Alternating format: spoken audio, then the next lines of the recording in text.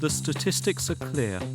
Boys from African and Caribbean heritage start school at average academic levels. But by the end of year 2, they're beginning to fall behind. In year 6, only 50% of black boys achieve level 4 in English, compared with 70% of all children. The gap widens through secondary school. Only 30% achieve 5 good GCSEs. The national average is 54%.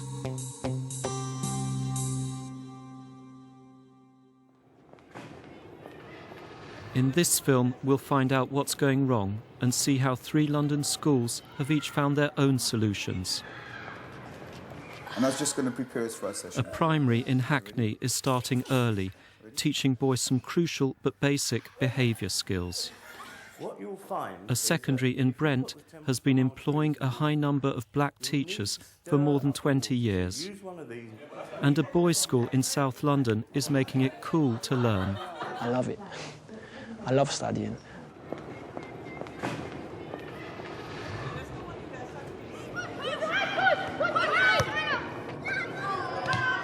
Culverstone is trying to get to grips with disaffection early. We've got 2 strawberries and 1 vanilla. At the moment, the school's concerned about a group of black boys in year 6 who aren't achieving the targets teachers are expecting of them. To help find out what's going wrong, the boys have been closely observed in class. They're fiddling with elastic bands, they're sucking their thumbs, gazing out of the window, they're looking at each other, they're, sort of physically pushing on each other and that kind of thing. All these sorts of things are distracting behaviours. They're taking But aren't these attention. behaviours that lots of boys in year 6 exhibit? Yeah, there are behaviours that lots of boys in year 6 exhibit. It's true. However, for this particular group of young men in Hackney at this moment in time, it's not just about the behaviours that they're exhibiting in class. We're looking at, if you like, at the whole child and what their learning needs are. We're going to begin today with just a little bit of breathing and meditation, okay? I want you to stand just quickly.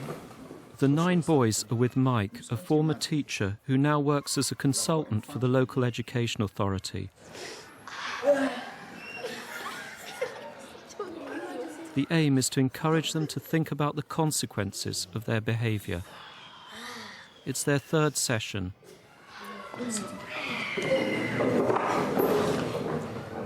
This week, I've heard that the focus has been better, but I want to know from you how you know that the focus has been better in class on learning. How do you know that? Because sometimes if I see a pencil on the carpet, I pick it up and fidget with it, but now if I see a pencil on the carpet, I just leave it alone. Right, so that's one way that we can know. Less fidgeting. Okay, very good. I've learned, not to play with elastic bands in class or some form of mess about. I should just listen to the teacher, because if I don't listen to the teacher and it's time to do your work, you won't have an idea what to do. Okay. Some time ago, Mena found that he was pretty strong, and then he started picking fights with people. But now I see that he tells the teachers more, he talks to people more and stuff. Just like you agree. That's good. Yeah. That's very good, yes. Mike and his colleagues in Hackney believe this early intervention at Key Stage 2 is crucial, before the boys arrive in secondary school and are set in their ways. I think the statistics show that somewhere between Key Stage 1 and Key Stage 2, there begins to be a dip in the children's achievements. I suspect that one needs to go as far back as year 3, really, and capture children at that point if you want to sustain the achievement. As a group, I've tried to come to school. Normally, in the weeks, I wouldn't come on a Monday. Even though I came half day today, I still would attempt to come on a Monday and try and come through at the Addressing behaviour is just the first step. Mike believes these black boys' lack of concentration is part of a bigger picture. The truth is that for young black men at the moment in this society, there are a number of things that have fallen by the wayside. There's less community cohesion amongst our black communities nowadays.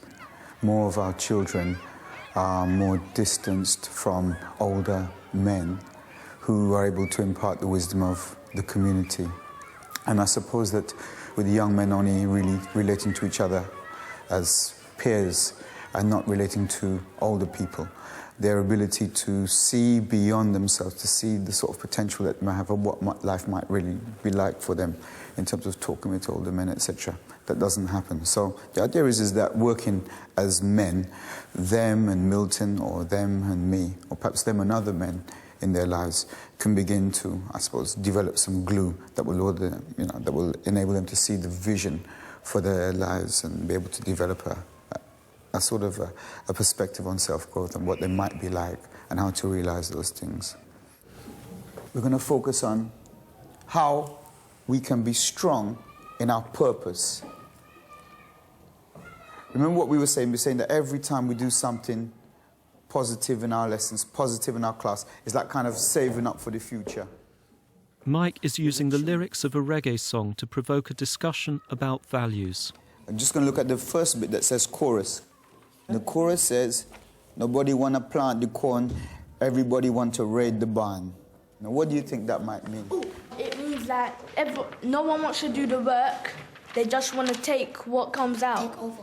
Take what happens. I think it means, everybody don't want to do no work, but they want to take over something. They want to take over. Take an easy ride. Take an easy ride when it's finished. Using the song is in keeping with the school's philosophy of celebrating black culture.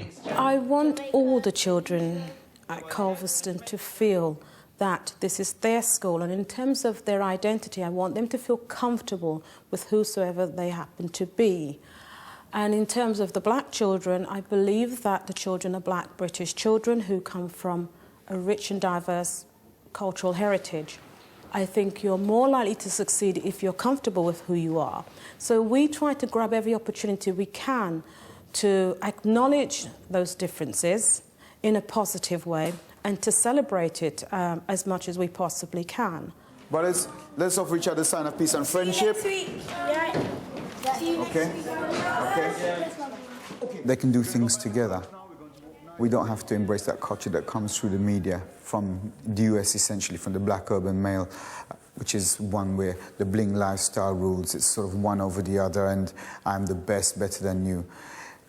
There are other values, and the kinds of values that were promoted within the Caribbean in the 70s and later as well, our values of collectivity and how we might do things together, how we might work together and have a sense of self-worth and self-dignity, which comes from our own roots and not the roots of another culture that are being imposed on us.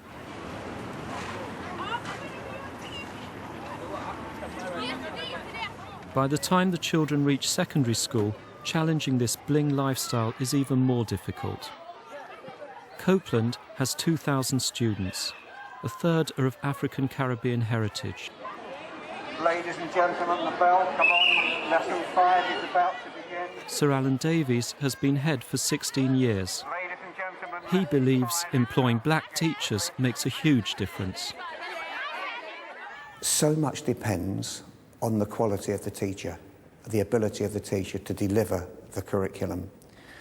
But once you've got a teacher who can deliver the curriculum, pupils relate more to a high-achieving teacher from the same ethnic group, the same ethnic background, and it provides a role model for the student to aspire to. Students are looking for role models.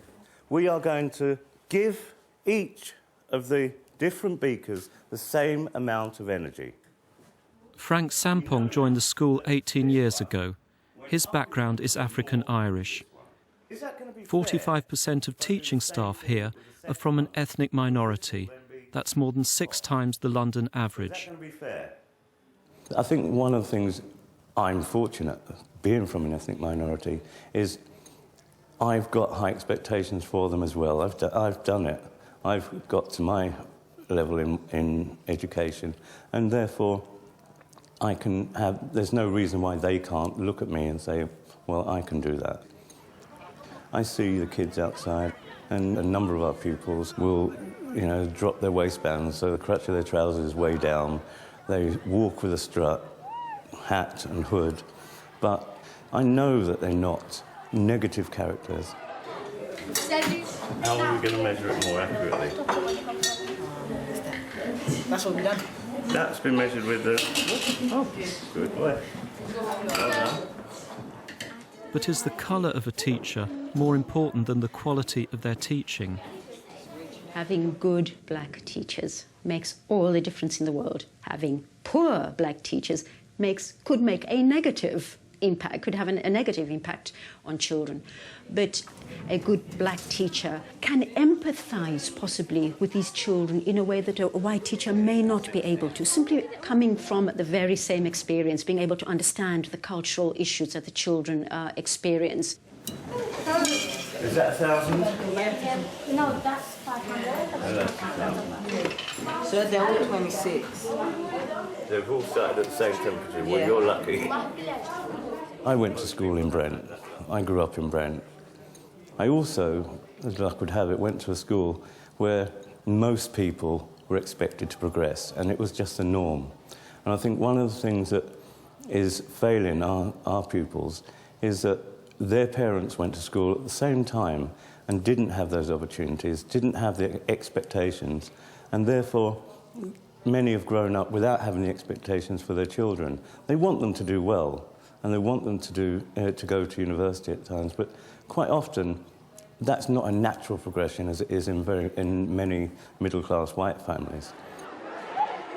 Copeland has been trying to address a lack of educational support at home. Staff identified a group of African Caribbean boys in Year 10 who ought to be achieving higher grades, and their parents were called in for one-to-one meetings. The senior leadership team invited the parents to come in with their child to say, look, this is the situation. We've got a number of strategies that we can put in place to support. So we offered Saturday school, we offered summer school, we offered monitoring and mentoring systems. We offered access to online internet learning as well. And we showed the parents how they could access that and how they could support at home. We had an evening when we had coursework, and we said, right, this is what a good piece of coursework looks like.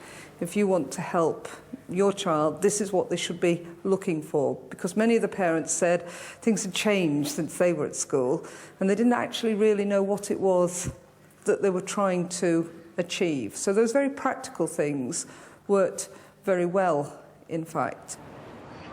At the same time, Copeland began to encourage black parents to become more involved in school life. There's a range of things that we've been doing here in terms of initiatives and trying to help the parents help their children, which I think is as important. And it's been part of this partnership thing that we don't think it's just down to the school to help our children and help our boys. Because at the end of the day, if we as a community don't help, then who else is going to do it? The school has educated us as parents also. Yeah. One good thing I remember they did was they took us in the IT room and they showed us where we could find websites of courseworks, things we could do at home to get the children learning. And I think that's benefited as well. Yeah. I mean, one of the other good things I wanted to say was in terms of communicating good things. And one of the initiatives there at Copeland was the texting, messaging service to parents. So